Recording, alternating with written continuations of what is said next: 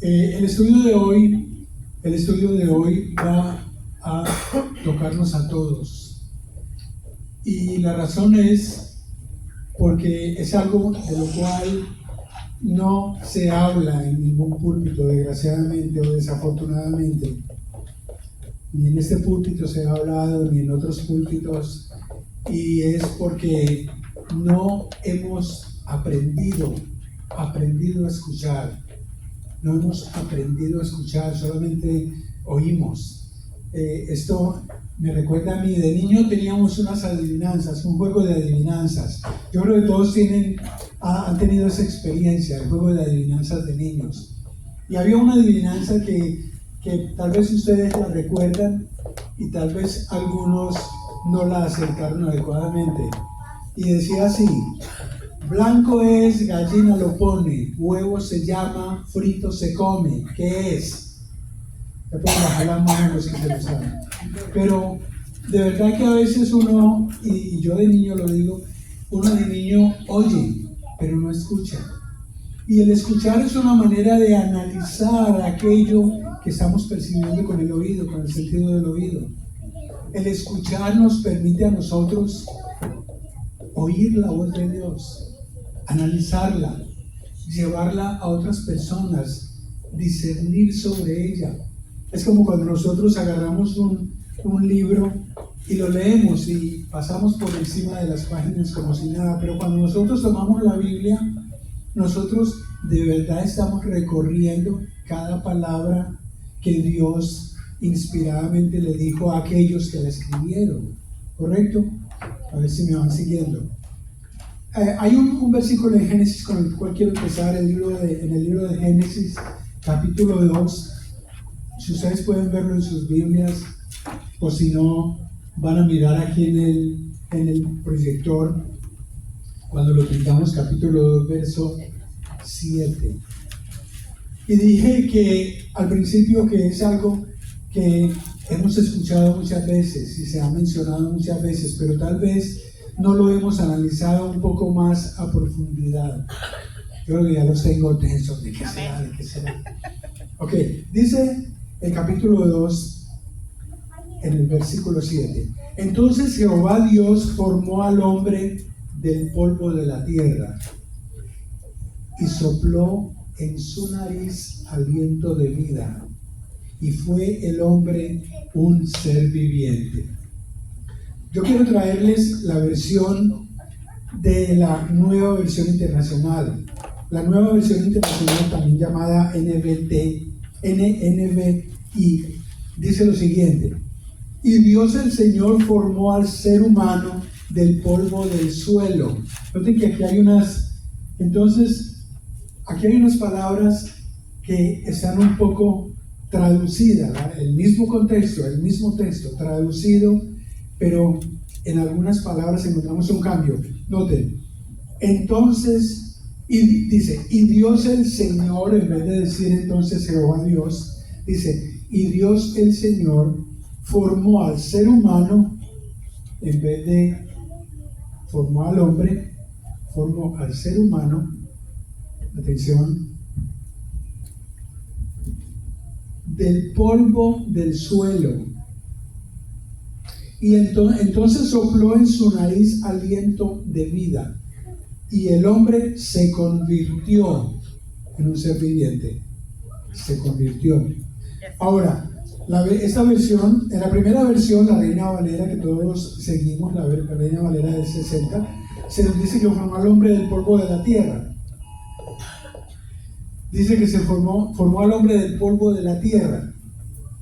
Y en la segunda traducción dice que fue formado del polvo de la tierra. En la primera versión dice que, en la segunda versión dice que fue formado del polvo de la tierra.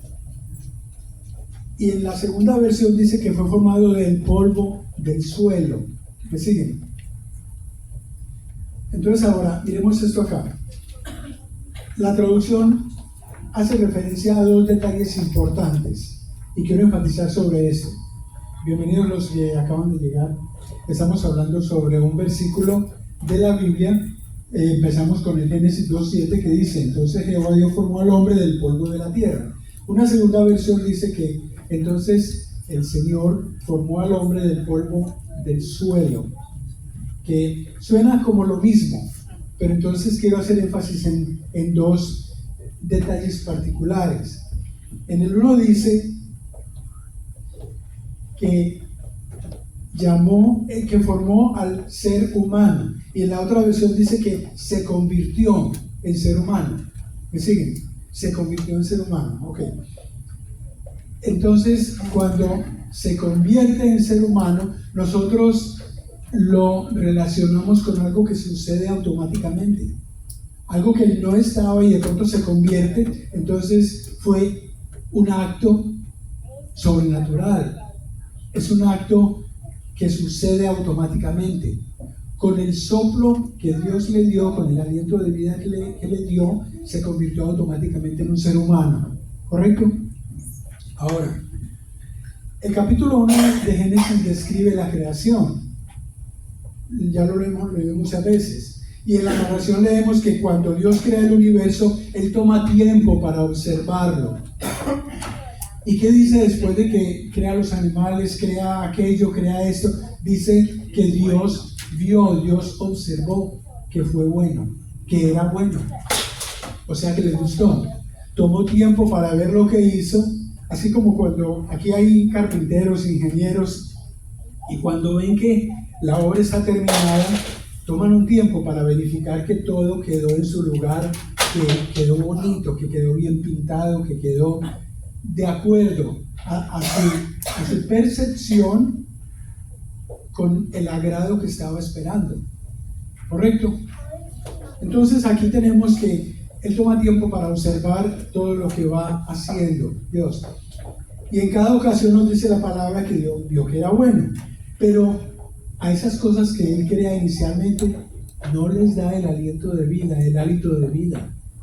Aquí no dice en ningún momento: y Dios sopló sobre la constelación, sobre los planetas, sobre el sol, sobre la luna, sobre los animales, pero sobre el hombre.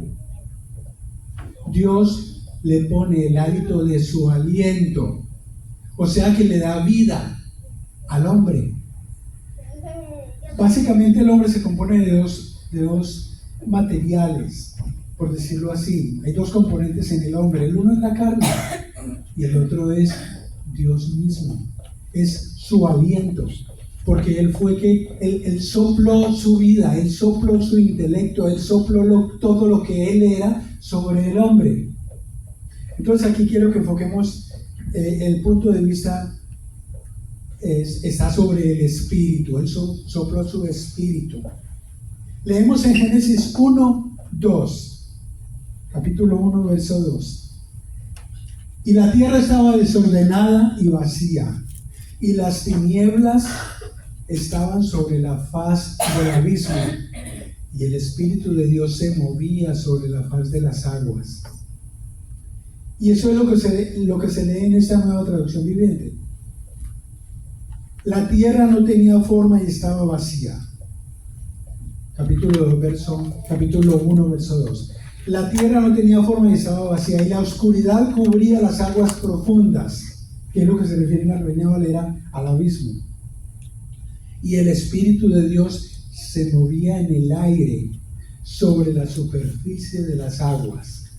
Ahora, yo quiero que cada uno de nosotros, los que somos mayores y hemos aceptado a Jesucristo como nuestro Señor, regresen conmigo por un momento en sus mentes.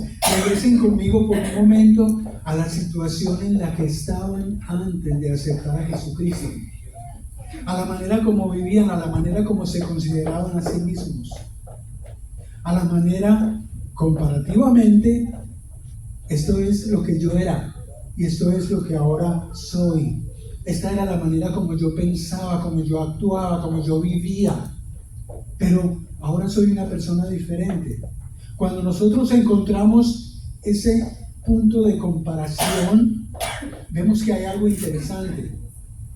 Yo estoy reconociendo ahora que el Espíritu de Dios vive en mí, que no soy yo el que me muevo, el que mido, el que hago, el que construyo, el que observo. No, aquí hay algo diferente en mí que estoy reconociendo. Y es el Espíritu de Dios viviendo en mí, el que me hace ver las cosas de una manera diferente, el que me obliga a mí responsablemente a tener más cuidado con lo que observo, con lo que oigo, con lo que digo, con lo que construyo, con lo que percibo, con la manera como me dirijo, con la manera como escucho lo que se habla. Porque yo empiezo a analizarlo. Porque ahora yo estoy reconociendo que el Espíritu de Dios vive en mí, habita en mí. ¿Me explico? Entonces aquí hay una diferencia. Al momento de nacer, Dios ya vive en cada uno de nosotros. Al momento de nacer, de abrir los ojos, Dios ya está ahí. Él ya puso su Espíritu en el bebé. En el momento de ser gestado, en el momento de ser concebido, ya Dios está soplando. Y su Espíritu se mueve sobre las aguas en las que ya vive. Su Espíritu se está moviendo. Pero hay oscuridad, no hay intelecto, no hay sentido común todavía. Porque todavía no hay esa razón de ser, razón de vivir. Todavía no existe porque el hombre todavía no tiene ese conocimiento. Entonces, en tanto se mueven esas aguas. Veamos lo que dice Jesús a sus discípulos en Mateo capítulo 26, 41. Mateo 26, 41 les dice a los discípulos: velad y orad para que no entréis en tentación. Velad y orad para que no entréis en tentación. ¿Por qué? Porque el espíritu a la verdad está dispuesto. ¿Y a quién se está refiriendo? Al Espíritu de Dios. A la verdad está dispuesto. Pero la carne es débil. La carne nos impulsa a ver lo que no debemos ver, a escuchar, a hablar, a reaccionar, a hacer las cosas que no debemos estar haciendo. Entonces Jesucristo le está diciendo: oye, ¿sabes qué? Yo vivo en ti. Tienes que tener cuidado con lo que haces, con lo que dices, con lo que piensas, con la manera como respondes, con la manera como tratas a los demás, con la manera como ves la vida. Porque el Espíritu ve la vida desde los ojos de Dios. Es el Espíritu de Dios. Pero la carne la ve muy diferente. La carne está mirando lo que no debe mirar. Está obrando como la carne le invita a obrar. Y entonces es ahí cuando viene el enemigo y toma ventaja de esa carne y la usa para destruir ¿qué? Para destruir el Espíritu que mora en mí, que mora en ti, que mora en cada uno de nosotros, los que ya reconocemos que sin Él nada somos, que es Él el que está obrando, que es Él el que se está moviendo en esta carne. Por eso nosotros hemos leído que este cuerpo es el vehículo en el que se mueve el Espíritu. ¿Y a dónde va el Espíritu? A donde la carne los lleve. Entonces, cuando somos conscientes de eso, tenemos que cuidar a dónde vamos, con quién hablamos. Por eso Pablo mismo dijo: tengan cuidado con quienes se sientan a la mesa, tengan cuidado con quienes salen, tengan cuidado con quienes se envuelven, con quienes se enrolan, porque a uno uno puede ser visto de manera rara o de manera, digámoslo, discriminatoria cuando dice: no, yo con esa persona no me junto, porque esa persona no cree en Jesucristo, esa persona no es creyente. Y tiene todo sentido, porque nosotros ya caímos en cuenta de que, un momento, Dios no se quiere mezclar con aquellos que no creen, con aquellos que lo odian, con aquellos que no están dispuestos a seguirle. ¿Me explico? Entonces, aquí hay una diferencia. El espíritu puede ser contaminado por el enemigo a través del corazón, ese órgano de la carne que Dios mira. Nos dice en la Biblia que Él mismo le dijo a Samuel, ¿recuerdan cuando Samuel fue enviado por Dios a buscar un rey que reemplazara a Saúl? Y Samuel dijo, no, pues mire estos hombres altotes y mire aquellos qué bonitos y uno de estos tiene que ser el rey. Y Dios le dijo, no, espera un momento. No te fijes en su estatura, no te fijes en su belleza, porque Dios primero mira el corazón. Primero mira el corazón y luego va y trabaja sobre él, trabaja en su mente. Entonces, eso es lo que le dice en 1 Samuel 16:7, porque Jehová no mira lo que mira el hombre, pues el hombre mira lo que está delante de sus ojos, pero Jehová mira el corazón. La Biblia nos habla de espíritus de celos, la Biblia nos habla de espíritus de contiendas, la Biblia nos habla de espíritus de envidia, de corrupción, de aquellos que piensan, que planean, que buscan lo malo, que buscan hacer lo malo. Esos son espíritus que el enemigo presenta a la carne y la carne los acepta y dice, oh sí, qué bueno, aquí me voy a deleitar, aquí voy a pasarla bueno. ¿Sí? Entonces, Éxodo nos dice que Dios instruyó a Moisés sobre uno de los hijos de Ur. ¿Y quién era Ur? Él era de la tribu de Judá. Y nos dice la Biblia que Dios lo instruyó con un espíritu especial dado para servirle a él. Éxodo 31:3 dice, y lo he llenado del Espíritu de Dios en sabiduría y en inteligencia, en ciencia y en todo arte. Cuando nosotros nos disponemos a Dios, aquí hay algo especial que sucede. Cuando empezamos a descubrir, a analizar, empezamos a percibir que somos diferentes, entonces Dios se agrada, Dios se fija en nosotros y su Espíritu nos da a nosotros dones especiales, talentos, regalos, gifts en inglés. Pero Dios está dispuesto a usarnos a cada uno de nosotros. Ahora, hay dos cosas importantes. Primero tenemos que aceptarle, tenemos que disponernos a Él y luego tenemos que reconocerlo. Y cuando nosotros reconocemos el Espíritu de Dios habitando en nosotros, nos estamos preparando, nos estamos disponiendo para que Él nos use. Amén. Usados por Dios, tenemos un privilegio grande. No es solamente la protección y la guía, pero es un privilegio servirle a Dios. Amén. Éxodo 28:3 nos habla de las habilidades especiales dadas por Dios a sus sacerdotes. Habilidades especiales. De igual manera, Dios halla gracia en profetas, Dios en jueces, Dios halla gracia en muchos de los reyes. Si ustedes han leído el libro de Reyes, de Crónicas, y Él les dota de todo cuanto requieran para poder ser usados. Nos dice Isaías 61:1, este verso también estamos familiarizados con él, Isaías 61:1. Nos dice, el Espíritu de Jehová el Señor está sobre mí, porque me ungió Jehová. Me ha enviado a predicar buenas nuevas a los abatidos, a vendar a los quebrantados de corazón, a publicar libertad a los cautivos y a los presos, apertura de la cárcel. Pablo nos detalla en su epístola a los Gálatas, también estamos familiarizados ya con eso, cuáles son los frutos del Espíritu Santo. Nos dice Pablo en Gálatas, mas el fruto del Espíritu, en Gálatas capítulo 5, 22, 23.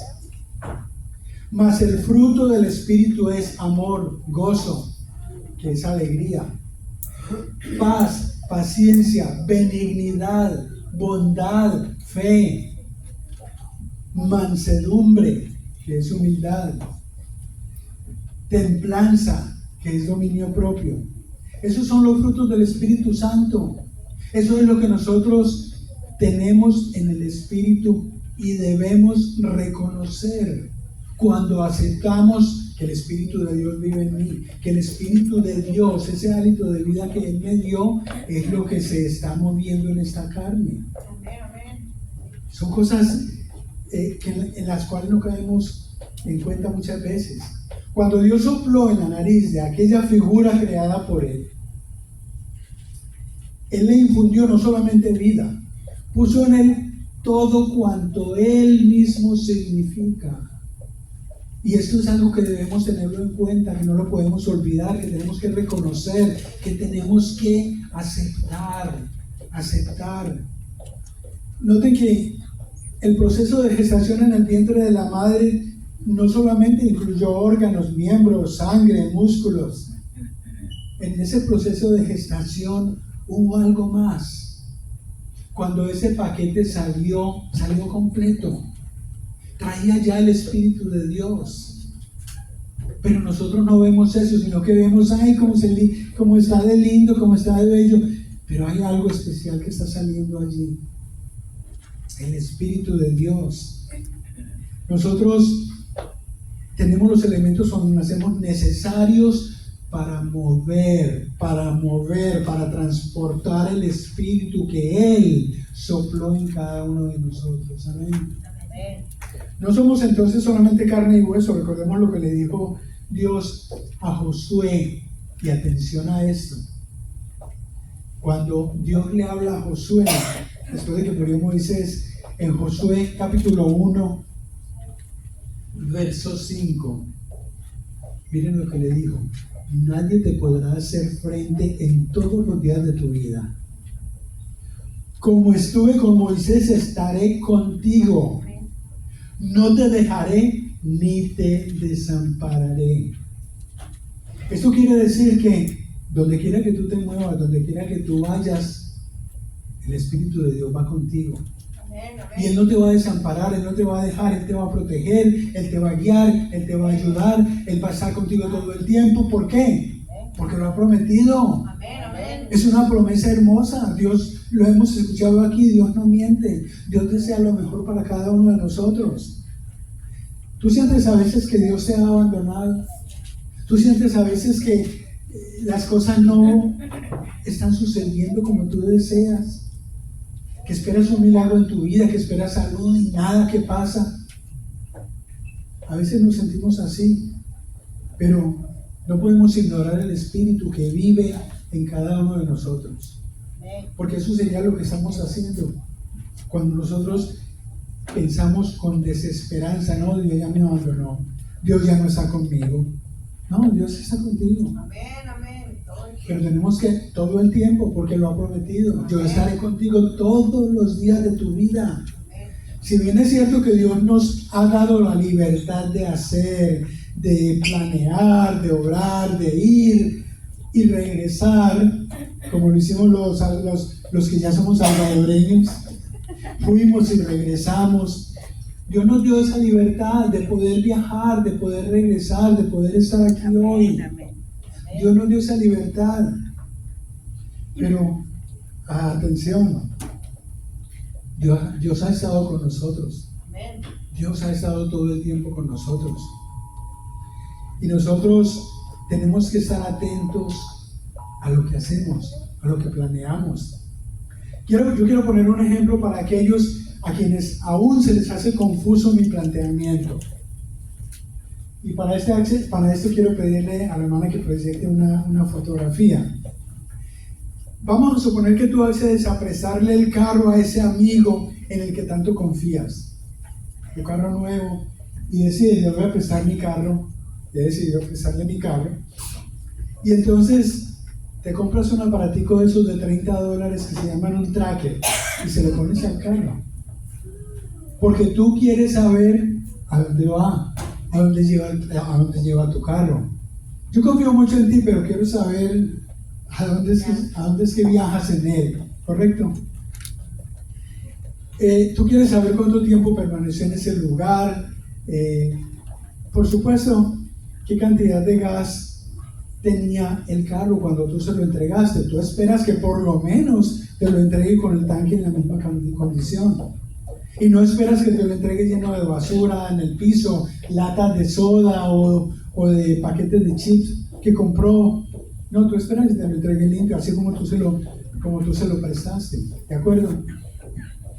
El ejemplo que yo estoy poniendo tiene mucho que ver con nuestra responsabilidad. Si el Espíritu de Dios viaja en mí, está conmigo, adivinen quién va a estar pendiente de cómo le devolvemos a Él el Espíritu. Porque hay una cosa importante, cuando tú mueras, ese Espíritu se va a separar. La carne la van a quemar, la van a enterrar, pero ese Espíritu va a salir. ¿Y a dónde va a ir? A quien le pertenece. Si el Espíritu de Dios te lo prestó, sopló en ti, si el Espíritu vino a ti, cuando Él sopló te dio vida, pero cuando tú ya no tienes vida, ese Espíritu regresa a Él. Y ese Espíritu no quiere llevar en ese track, en esa memoria, las cosas malas a las que tú te estabas exponiendo irresponsablemente. Es como una cámara de video que apunta directamente a lo que haces, ¿no? Y ve lo que hablas, lo que escuchas, la manera como lo dices. Yo estaré contigo durante todos los días de tu vida. Fue la promesa que le hizo a Josué. Y es la promesa que Él nos hace al momento de nosotros aceptarle como nuestro Señor. Él permanece en nosotros, Él vive en nosotros. Y es algo que tenemos que cuidar. Así que es una promesa que cubre no solamente los momentos de peligro, no solamente los momentos de miseria, no solamente los momentos de depresión, los momentos de angustia. Es algo que nosotros debemos tener en cuenta, porque las tentaciones de la carne son permanentes. Y esa parte vulnerable de la que habló Jesús a sus discípulos, la carne, es la que Satanás usa para desviarnos, para decirnos, así como le dijo a Eva, ¿sabes qué? No vas a morir, haz lo que tú quieras hacer, come de ese fruto. Satanás busca la carne y la usa para apartarnos de ese aliento de vida que Dios nos dio. Aceptar a Jesús en nuestra vida, y con eso termino, es entregarle el total control. Es más que simplemente llamarse cristiano. Llamarse cristiano es muy fácil. Oh, sí, yo soy cristiano y mira, aquí tengo el pececito. Por cierto, mi camisa tiene pececitos. Pero es más que llamarse cristiano. Es llevar el Espíritu de Dios en cada uno de nosotros. Es cuidar de ese Espíritu como algo tan preciado como nuestro nombre escrito en el libro de la vida. Debemos acudir a Dios no solamente en los momentos difíciles, pero consultando y aceptando su guía. Como llegue, como se manifieste, en las buenas, en las malas, cuando sea su tiempo, cuando sea el tiempo de Dios y de acuerdo a sus propósitos. Amén. Oremos. Señor, te damos gracias, Padre, por la oportunidad que nos has dado de este estudio, por la oportunidad que nos das de haber recibido, que nos has dado de haber recibido ese aliento de vida que es tu Espíritu. Queremos, Señor, que un día cuando regrese a ti no seamos avergonzados de lo que hicimos, de lo que vemos después de haberte aceptado en nuestras vidas. Purifícanos, límpianos, Señor, guíanos, y que en todo momento, en todo lugar, tú seas nuestro único propósito, el propósito de agradarte, de servirte. Te lo pedimos en el nombre divino de Jesús. Amén. Si usted recibió, denle un aplauso al Señor.